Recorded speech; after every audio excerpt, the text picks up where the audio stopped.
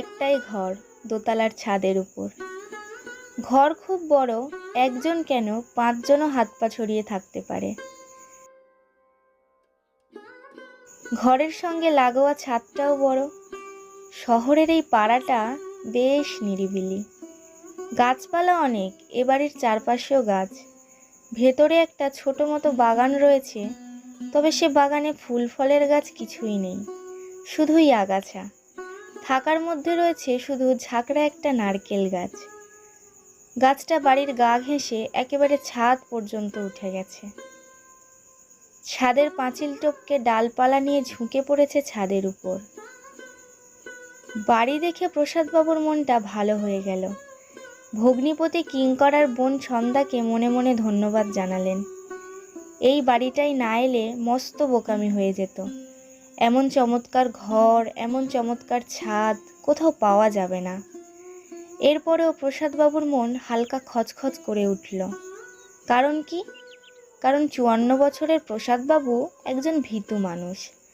অন্ধকার ঘর, খাটের তলায় খুচখাচ, দরজায় ক্যাচক্যাচে তিনি চমকে ওঠেন।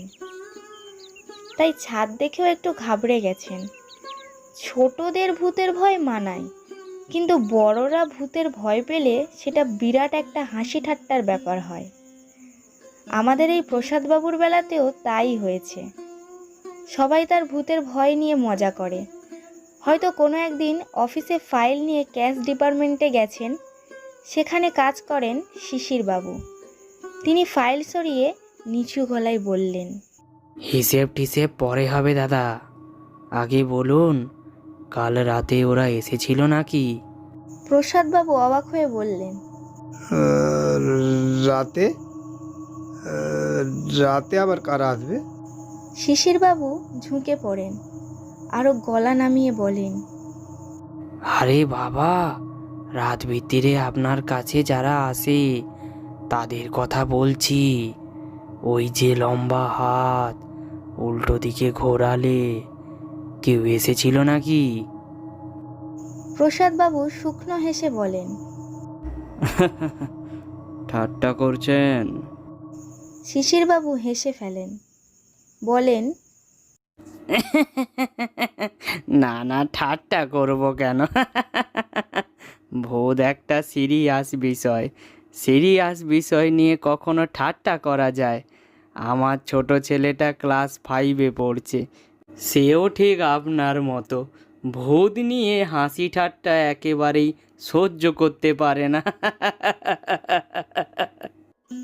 অফিসের বাইরেও একই কাণ্ড। পাড়াতেও ভয়ের কথা জানে। সেদিন সন্ধ্যাবেলা অফিস থেকে ফিরছিলেন প্রসাদবাবু। গলির মোড়ে জটলা করে দাঁড়িয়েছিলেন পাড়ার ছেলেরা। প্রসাদবাবুকে দেখে চুপ করে গেল। পল্টু গম্ভীর গলায় বলল, প্রসাদ কাকু নাকি? প্রসাদবাবু থমকে গেলেন, বললেন, কেন, কিছু বলবে পল্টু? পল্টু সিরিয়াস গলায় বলল, না, তেমন কিছু নয়, আপনাকে একটু সাবধান করে দিচ্ছি আর কি। সাবধান? কিসের জন্য? এই গোলমাল টোলমাল কিছু হয়েছে নাকি? না, এখনো হয়নি, তবে হতে পারে। আজ অমাবস্যা কি না, ভূতেদের ফেভারিট তিথি তো, ওই জন্য আপনাকে বলছিলাম একটু সাবধানে থাকবেন কাকু। ছেলেরা সবাই হেসে উঠল। প্রসাদবাবু মাথা নামিয়ে হাঁটতে লাগলেন। শুধু বাইরের লোক নয়, নিজের লোকেরাও প্রসাদবাবুকে ছাড়ে না। আসানসোল থেকে বিচ্ছু ভাগ্নে ফোন করে বলে, হ্যালো মামা, মামা, সার্চ করে দেখলাম জাপানে একটা নতুন জিনিস বেরিয়েছে, ঘোষ লক, ভূত ঠেকানোর তালা। দরজা জানলা লাগালে ভূত ঘরে ঢুকতেই পারবে না। যদি বলো তোমার জন্য একটা অর্ডার করে দিই। বাবুর রাগ হয়, ইচ্ছে করে ভাগ্নেকে একটা ধমক দিই, কিন্তু পারেন না। কারণ দোষ তো আর অন্য কারণ নয়, দোষ তো তার নিজের। বুড়ো বয়সে ভূতের ভয় পেলে সকলেই রসিকতা করবে, ব্যাপারটাও বিচ্ছিরি। বয়সকালে নানান অসুখ আছে, বা দাঁত ব্যথা, কান কটকট, কিন্তু সেসবের ওষুধ আছে। ভূতের ভয় কাটানোর কোনো ওষুধ নেই। প্রসাদবাবু রোজই মনে মনে প্রতিজ্ঞা করেন আর নয়, এবার মনের জোর এনে ভয়ের অসুখ সারাবেনি, কিন্তু পারছেন না। কি লজ্জার কথা। প্রসাদবাবুর পুরো নাম প্রসাদ রঞ্জন প্রামাণিক, সহজ সরল ছাপোষা মানুষ। কলকাতা থেকে বেশ খানিকটা দূরে এই শহরে ছোটোখাটো একটা চাকরি করেন। ঠিক সময় অফিসে আসেন, টিফিনের সময় অফিসের নিচে নেমে ফুটপাতের দোকান থেকে টোস্ট কলা কিনে টিফিন সারেন। সহকর্মীরা বলেন, ও প্রসাদদা, পাউরুটি করা ছেড়ে একটা অন্য কিছু হবে নাকি? একটা ফিশ ফ্রাই বলি? প্রসাদবাবু অল্প হেসে দুপাশে মাথা নাড়েন আর বলেন,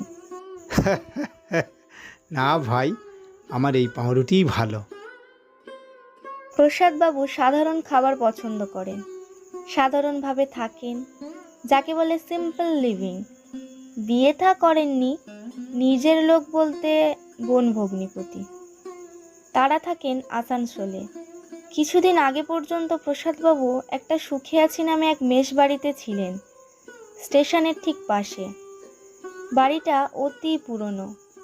মেসের মালিক সারাবো করেছেন, কিন্তু কাজের কাজ কিছুই করেননি। একদিন সকালে সুখে আছিতে একটা কাণ্ড ঘটল। খাবার ঘরে সবাই খেতে বসেছে, অফিস যাওয়ার তারা। হঠাৎ ছাদ থেকে ঝিরঝির করে বালি শুটকি ডাল মাছের ঝোলের ওপর পড়তে লাগলো। মেসের মালিক চিৎকার করে উঠলেন, এই এই ভূমিকম্প! এই ভূমিকম্প হচ্ছে, ভূমিকম্প! খাওয়া দাওয়া ফেলে সবাই ছুটলো বাড়ির বাইরে। দু একজন ভাতের থালাও হাতে নিয়ে ছুটল। একটু পরেই বোঝা গেল ভূমিকম্প বাজে কথা। এবার ভেতর থেকেও ভেঙে পড়তে শুরু করলো।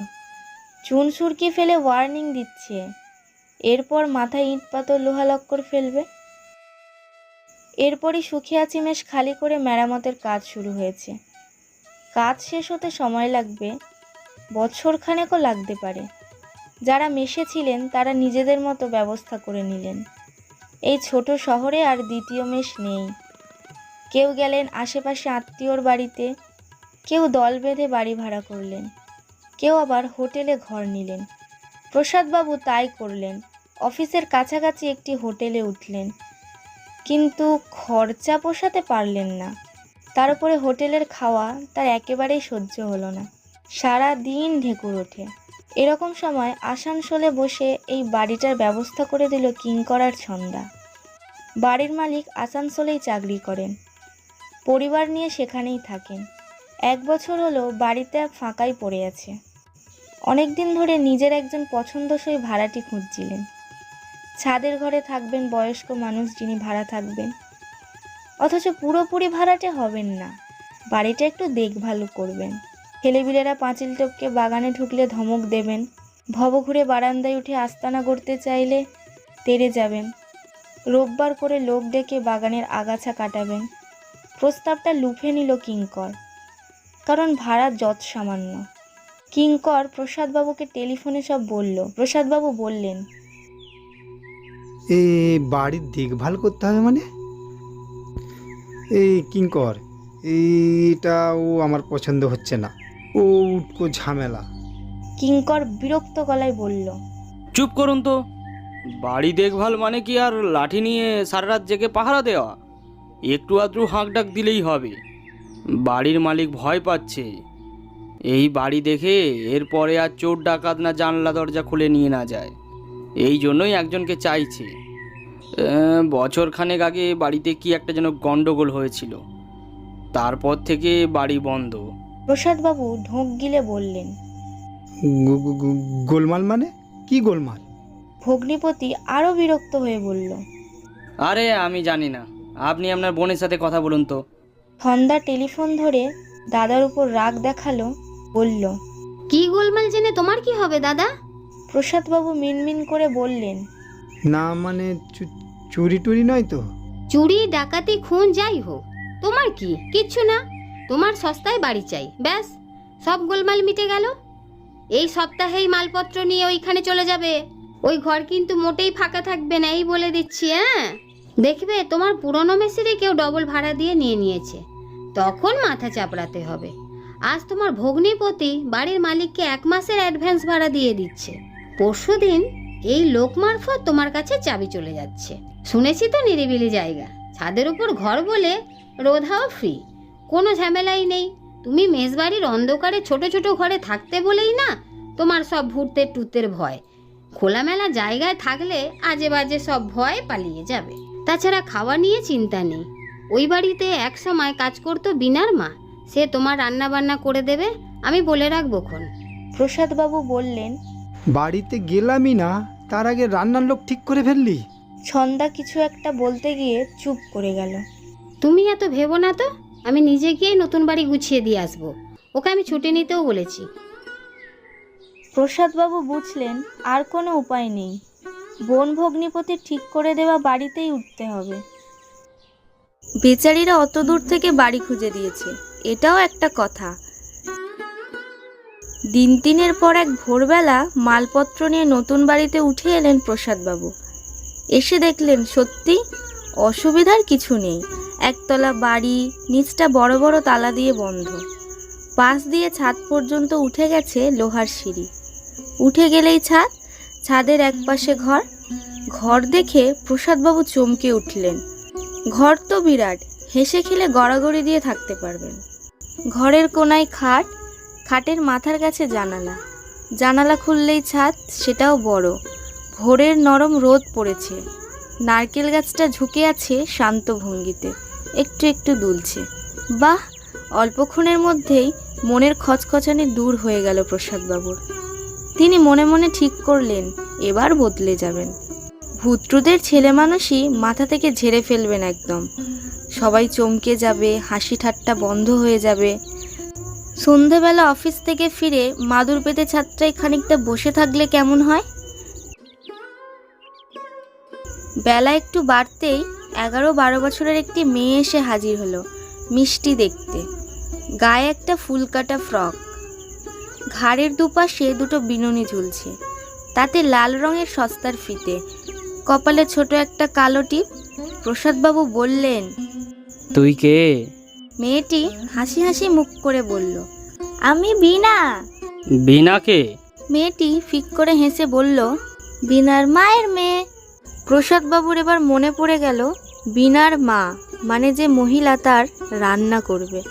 প্রসাদবাবু বললেন, তোর মা কোথায়? মায়ের জ্বর হয়েছে, আমায় বললে তুই গিয়ে রান্না করে দিয়ে আয়, নইলে নতুন মানুষ বিপদে পড়বে। তুই রান্না করবি? এইটুকু ছোট্ট মেয়ে? এইটুকু মেয়ে বলে এইটুকু রান্না পারবো। ডাল, ভাত, আলু ভাজা চলবে? প্রসাদবাবু মেয়েটির কথা শুনে মজা পেলেন, বললেন, ডাল ভাতে খুব হবে। তুই তো বেশ গুছিয়ে কথা বলতে পারিস বিনা। গুছিয়ে রান্নাও করতে পারি। হ্যাঁ রে, তা তুই কথায় কথায় হাসিস কেন? মনে হয় হাসির রোগ আছে। প্রসাদবাবু চোখ পাকিয়ে তাকালেন। বিনা রান্না করে ছুটে পালালো। রান্নাঘর পাশেই। বিনা ছুটে যাবার সময় একটা ঝমঝম করে আওয়াজ পেল প্রসাদবাবু। মেয়েটা ঘুঙুর পড়েছে নাকি? কই, চোখে পড়ল না তো। কে জানে, ছোট মেয়েরা ছোটাছুটি করলে বোধহয় এইরকম ঘুঙুরের আওয়াজ হয়। প্রসাদবাবু হেসে ফেললেন। অফিস যেতে হবে, খানিক পরে খবরের কাগজ রেখে স্নানে গেলেন। এই বাড়িতে জলের সমস্যা নেই, সময় নিয়ে স্নান করা গেল। শুকিয়ে আছি মেশে জলের টানাটানি ছিল, মাথা পিছু 1 বালতি পাওয়া যেত। বিনা রান্না খারাপ করেছে, সবেতে গাদাখানেক চিনি। ছোট মেয়ে, কতটা আর পারবে। খাবার শেষে প্রসাদবাবুকে মুখ ধোবার জল এগিয়ে দিয়ে বিনা বলল, রান্না ঠিক হয়েছে? ঠিক আছে। রাতে রুটি করতে কখন আসবি? আমি আর আসবো না, রাতে রুটি তরকারি করে গেলাম, কাল থেকে মা আসবে, বিনার মা। বিনার হাসি শুনে প্রসাদবাবুর ভালো লাগে, তবুও বললেন, ফাজিল মেয়ে, আবার হাসে। চড় খাবি এবার। ঠিক আছে, তুইও মায়ের সঙ্গে সঙ্গে মাঝে মাঝে চলে আসিস। কি জানি মা আসতে দেবে কিনা, মনে হয় না দেবে। আমি বলে দেব। প্রসাদবাবু অফিসে যাওয়ার জন্য বেরিয়ে ঘরে তালা দিলেন। বিনা দাঁড়িয়েছিল ছাদের এক কোণে। প্রসাদবাবু বললেন, কিরে, বাড়ি যাবি না? আমি একটু থাকবো এখানে, এই বেশি না, খানিকক্ষণ। দু আঙুল ফাঁক করে খানিকক্ষণ দেখল বিনা। প্রসাদবাবু ভুরু কুঁচকে বললেন, থাকবি? কি করবি? ছাদে খেলবো। বাড়ি গিয়ে খেল। বিনুনি ঝাঁকিয়ে বিনা বলল, মা খেলতে দেবে না, আবার কাজে পাঠিয়ে দেবে। এমনিতে মেয়েটিকে খুব পছন্দ হয়েছে প্রসাদবাবুর। এখন মনটা আরও নরম হয়ে গেল। আহারে, ছোট্ট মেয়ে কাজকর্ম শেষ করে খেলতে চাইছে। হেসে বললেন, আচ্ছা, সে নয় থাকবি, কিন্তু খেলবি কার সঙ্গে? একা? বিনা উৎসাহ নিয়ে বলল, একাই খেলবো, ছক কেটে এক্কা দোক্কা খেলবো। আর ওই যে গাছটা আছে, নারকেল গাছটা, ওর সঙ্গেও খেলবো। দেখো না, আমার সঙ্গে খেলবে বলে একেবারে ছাদে উঠে এসেছে। এগিয়ে গিয়ে গাছের পাতাগুলো ধরে নাড়া দিল বিনা। ডালপালা দুটো দুলে উঠল, সাড়া দিল। প্রসাদবাবু মনে মনে বললেন, পাগল মেয়ে। মুখে বললেন, ঠিক আছে, খেল, আমি চললাম। তুই যখন যাবি সিঁড়ির মুখের গ্রিলের দরজাটা ভালো করে বন্ধ করে দিয়ে যাবি, ঠিক আছে? আর তোর মা কালকে যেন তাড়াতাড়ি আসে, দেরি হলে আমার আবার কিন্তু অফিসে যেতে লেট হবে। লোহার সিঁড়ি বেয়ে নিচে নামার সময় প্রসাদবাবু গুনগুন করে গান করতে লাগলেন। কত বছর পরে যে তিনি নিজের মনে গান করলেন। অফিসের কাউকে নতুন বাড়ির কথা ভাঙলেন না প্রসাদবাবু। তিনি ঠিক করেছেন রবিবার সন্ধেবেলা অফিসার সুখিয়াছি মেশের কয়েকজনকে ডাকবেন। ছাদের উপরে বসে গল্প গুজব হবে, সঙ্গে আর একটা করে ফ্রেশ ফ্রাই। একটু খরচ হবে ঠিকই, তা হোক, চমৎকার বাড়ি দেখাতে একটু খরচ করতেই হয়। মিনার মাকে বলতে হবে মেয়েটাকে যেন সেদিন সঙ্গে নিয়ে আসে, সবাইকে চা দেবে। অফিস থেকে বেরোনোর সময় ভগ্নিপতিকে একটা ফোন করতে গেলেন প্রসাদবাবু। ফোনে পাওয়া গেল না। ঠিক আছে, কালই হবে, তাড়াহুড়োর তো কিছু নেই, বরং একটা রাত কাটুক। বাড়ি ফিরে প্রসাদবাবুর মন আরও ভালো হয়ে গেল। ছাদটা একেবারে ঝকঝক করছে, বোঝাই যাচ্ছে বিনার কাজ। খেলার শেষে ঝাঁট দিয়ে গেছে, একপাশে ইট দিয়ে আঁকা এক্কা দোক্কা খেলার অস্পষ্ট ছোঁয়া। প্রসাদবাবু মুচকি হাসলেন। নিজের হাতে চা বানিয়ে নিয়ে ছাদে মাদুর পেতে বসলেন। ফুরফুর করে হাওয়া দিচ্ছে, ঘরে ফেরার পাখি কিচিরমিচির ডাক। ধীরে ধীরে সন্ধে নামলো, আকাশ ভরা তারা, মস্ত বড় চাঁদ। নারকেল গাছের পাতায় হাওয়া লেগে ফিসফিস আওয়াজ হচ্ছে, বেশ লাগছে। এইভাবে আকাশ, গাছপালা, পাখি অনেকদিন দেখা হয়নি। না, কিঙ্করার ছন্দা কাজটা ভালোই করেছে। প্রসাদবাবু হাত বাড়িয়ে নারকেল গাছের পাতা ছুঁলেন। পাতার দল হাওয়ায় সরসর করে একবার সরে গেল, আবার ফিরে এলো, যেন প্রসাদবাবুর সঙ্গে খেলতে চাইছে। অনেক রাত পর্যন্ত ছাদের বসে রইলেন প্রসাদবাবু। নিজেই অবাক হয়ে গেলেন, কই ভয় টয় তো কিছু করছে না। ভয় সব পালিয়েছে নাকি? নিশ্চয়ই পালিয়েছে। ছন্দা ঠিকই বলেছে, এতদিন অন্ধকারে ঘুপচি ঘরে থাকতে থাকতে মনের ভেতরেও অন্ধকার বাসা বেঁধেছিল। এই খোলামেলা পরিবেশ তাকে মুক্ত করেছে। প্রসাদবাবু মনে মনে হেসে উঠলেন। না, ভয় পালায়নি, ভয় ফিরে এলো অনেক রাতে। তবে সেটা প্রসাদবাবুর পরিচিত ভয় নয়, অপরিচিত ভয়, অনেক তীব্র, হাড় হিম হয়ে যায়। রাত তখন একটা নাকি দুটো। নতুন বাড়িতে সাধারণত প্রথম দিন ঘুম আসতে দেরি হয়। এই বাড়িতে প্রসাদবাবুর কিন্তু বিছানায় শুয়েই ঘুমিয়ে পড়েছেন। ঘুম ভাঙল এক ধরনের অস্বস্তিতে। প্রসাদবাবু বুঝতে পারলেন অস্বস্তি নয়, আওয়াজ। হালকা একটা আওয়াজে ঘুম ভেঙেছে। ঝমঝম করে একটা শব্দ। আওয়াজটা আসছে ধীমে ধীমে।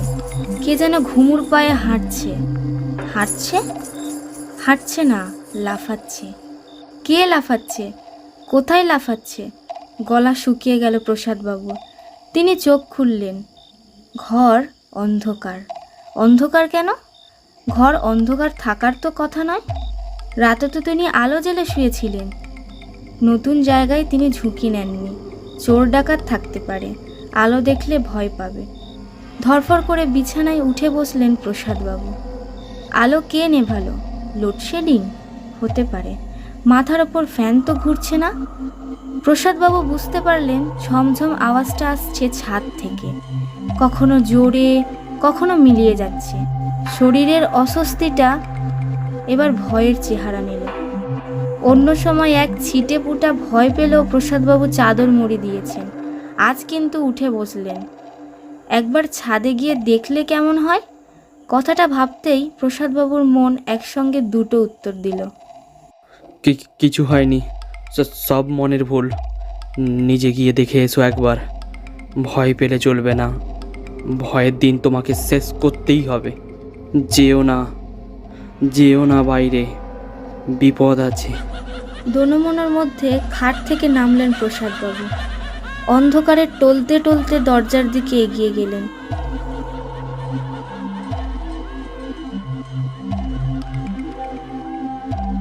পা দুটো মনে হচ্ছে পাথর।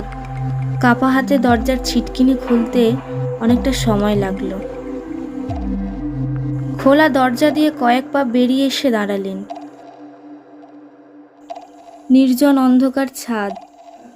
আকাশে চাঁদ নেই, অসংখ্য তারা। ছাদ জুড়ে নরম আলো পড়েছে কুয়াশার মতো। সেই আলো সাদা আর নীলে মেশা। বেশ লাগছে দেখতে। মনে সাহস এনে চারপাশে ভালো করে তাকালেন প্রসাদবাবু। না, কেউ নেই। ঘুমুরের আওয়াজটাও আর শোনা যাচ্ছে না। দূরে বড় রাস্তা দিয়ে ট্রাক চলে যাওয়ার আওয়াজ ভেসে এলো। নিশ্চিত হলেন প্রসাদবাবু। নিজের মনেই পিঠ চাপড়ালেন।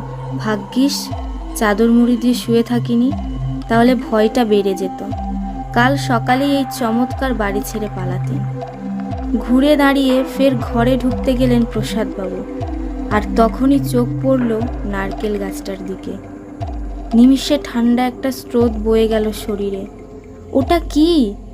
গাছ তো নয়, অন্য কিছু।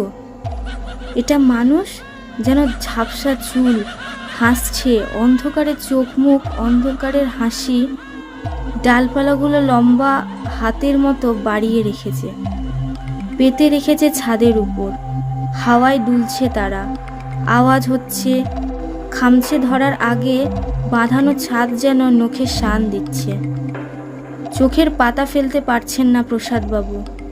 তাকে কে যেন মাথার ভেতর বলছে, চলে যাও, পালিয়ে যাও, পালিয়ে যাও, দরজা বন্ধ করো এক্ষুনি, পালিয়ে যাও, চলে যাও। কণ্ঠস্বরটা বাচ্চা মেয়ের মতো, চেনা, কিন্তু চিনতে পারছেন না প্রসাদবাবু। তিনি বুঝতে পেরেছেন এখনই ঘরে ঢুকে যাওয়া দরকার, খুব দরকার, কিন্তু পারছেন না। নারকেল গাছের ডালপাতা তাকে হাতছানি দিয়ে ডাকছে, তারপর হাত ধরে টান দিল। তিনি সম্পূর্ণ নিজের অনিচ্ছায় এগিয়ে যেতে লাগলেন ছাদের কিনারার দিকে। আর কয়েক পা গেলেই ছাদের ছোট্ট পাঁচিল, আর পাঁচিল টপকালেই জ্ঞান হারানোর আগেই প্রসাদবাবু স্পষ্ট শুনতে পেলেন গাছটা বাচ্চা একটা মেয়ের গলায় হেসে উঠল। গলাটা এবার চিনতে পারলেন প্রসাদবাবু, ছোট্ট মেয়ে বীণা। পরদিন সকালে ছাদে অজ্ঞান অবস্থায় পাওয়া গেল প্রসাদবাবুকে। আসানসোল থেকে আসা প্রসাদবাবুর বোন সন্ধ্যা আর ভগ্নিপত কিঙ্কর প্রসাদবাবুকে না জানিয়ে কাল রাতে ট্রেনে উঠেছিল। পরিকল্পনাটা কিঙ্করেরই, একেবারে বাড়িতে হাজির হয়ে শ্যালককে চমকে দেবে। এই কারণে দুদিন অফিস থেকে ছুটি নিয়েও এসেছে। সন্ধ্যার কাজও আছে, দাদার জন্য বাড়িটা একটু বুঝিয়ে দিয়ে যাবে। রান্নার একটা লোক চাই, খুঁজতে হবে। বিনার মা থাকলে কোনো চিন্তা ছিল না, কিন্তু এই শহরের পাট গুছিয়ে সে চলে গিয়েছে। 1 বছর আগে পর্যন্ত এই বাড়িতে বন্ধ দরজা খুলে ঝাড়পোছ করতে আসতো। সঙ্গে তার 12 বছরের মেয়েটাও থাকতো, ছাদে খেলতো। একদিন খেলতে খেলতে এই বাড়িরই ছাদ থেকে পড়ে মারা যায় বেচারি। তার মা তখন একতলায় ছিল।